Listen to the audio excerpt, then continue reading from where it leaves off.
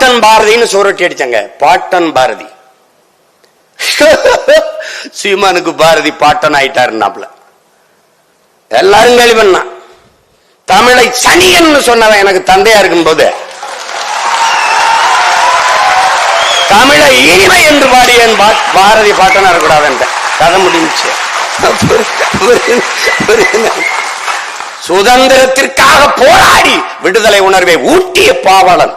விடுதலையே வேணாம்னவன் இந்த நாட்டுல.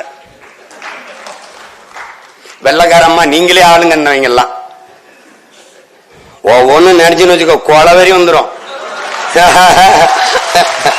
அது நம்ம கூட்டம் பொது மேடை அல்லாதனால கொஞ்சம் அரங்கத்துக்குள்ள நானும் அடங்கி போயிட்டு போயிட்டு.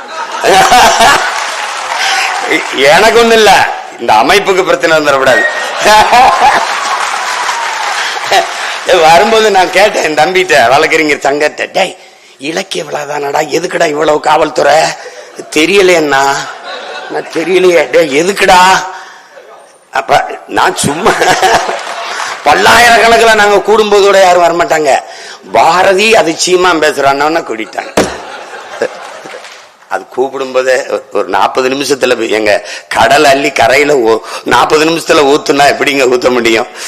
பாரதி 40 நிமிஷம் 30 நிமிஷத்துல பேசுற ஆளாங்க. அப்படி இருந்தாலும் முடிஞ்ச வரைக்கும் பேசுறேன்.